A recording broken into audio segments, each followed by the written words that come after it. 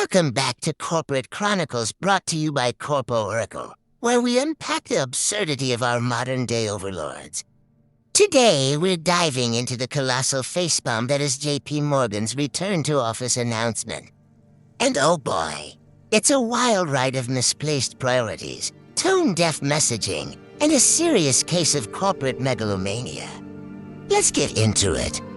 CEOs like mob boss Jimmy Dimmy Diamonds are at it again, making sweeping decisions for hundreds of thousands of employees without so much as a consultation or a clue. The email blast hit inboxes like a bad patch update, loaded with phrases like, "We're proud of how our company has thrived, thanks to you. Now let's undo all that progress and return to the office 5 days a week for the culture." Yeah, because nothing screams culture like soul-crushing commutes and awkward small talk in the break room. This isn't about productivity. It's about control. Remote work gave employees freedom. Freedom to reclaim hours wasted commuting, to focus without office distractions, and to find a healthier balance between work and life. And now, corporate overlords are panicking because they've realized happy, balanced employees are harder to manipulate. But here's the kicker. Productivity and profits actually increased during remote and hybrid models. Employees were thriving, companies were thriving, and the planet was breathing a little easier. So why rip it all away? Because CEOs like Jimmy Dimmy think control over where you sit is more important than the work you actually do. And then there's this gem. "We greatly appreciate your efforts day in and day out." Translation: we appreciate you until you demand basic respect. Then we'll disable the comments section because your feedback is inconvenient. Yes, that's right.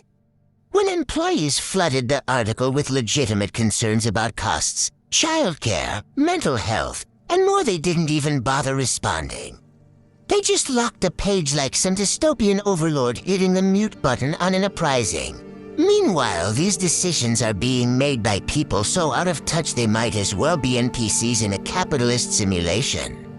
They're sitting on yachts while we're here rationing eggs, gasping at rent hikes, and now being forced to spend more money and time commuting for what? To stare at our computers in uncomfortable office chairs while awkwardly avoiding eye contact with coworkers we've only met on Zoom.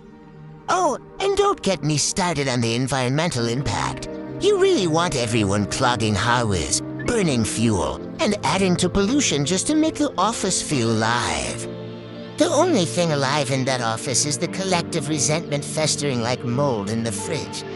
And mark my words, the best resistance will be the inevitable mandatory fireside chat. Picture it. Jimmy Dimmy and his cronies, perched in an overly staged cozy setup, HR-approved questions in hand, assuring us, "We've heard your concerns and are taking them seriously," while completely ignoring the feral rage simmering beneath the surface. This is what teamwork looks like. He'll declare, forcing camaraderie through sheer corporate delusion. Speaking of forced camaraderie, let's talk about the upcoming mandatory return to office DLC. Patch notes just dropped, and oh boy, it's a doozy. Bug fixes. Resolve the unintended buff that let employees enjoy work-life balance. Fixed employees' ability to save money on commuting costs. New features. Introduced mandatory to our commutes for immersive realism. Added awkward in-office attendance to enhance staring contests with coworkers. Performance adjustments. Nerf productivity across the board for maximum synergy. Known issues.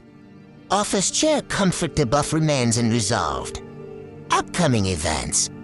Mandatory morale booster workshop. Attendance required. Don't forget to notify your manager if you'll be unavoidably absent. Oh, and for anyone still clinging to hope, the Work Remotely Forever DLC has been permanently removed from the store. You're welcome. So here's the real question. When will enough be enough? This isn't just about JP Morgan or one email blast, it's about a systemic problem of corporate elites treating workers like chess pieces instead of people.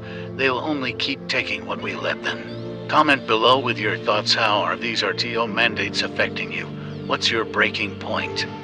Let's talk, let's organize, and let's make sure our voices are louder than their boardroom echo chambers.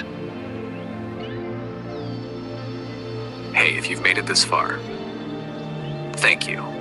I really appreciate you sticking around, even with the quality of the video. I'm new to YouTube and still figuring things out, but I'm part of the working class, just like you. Honestly, the state of the world has been frustrating me lately, and I wanted to create a space to connect with others who are just as tired of being taken advantage of as I am. It's disheartening to see people in power who seem above the law, making decisions that impact us all simply because they have the money and influence to do so. While many of us just want to work, live our lives joyfully, and take care of ourselves and our loved ones, there are always those consumed by greed who seem determined to squeeze every drop of life out of the rest of us. I don't have all the answers, but I hope we can figure something out together.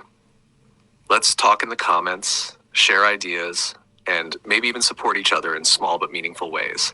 I know I've got a lot to learn about video editing and content creation, but I'm excited to grow and connect with people this resonates with. Thanks again for being here. It really means a lot.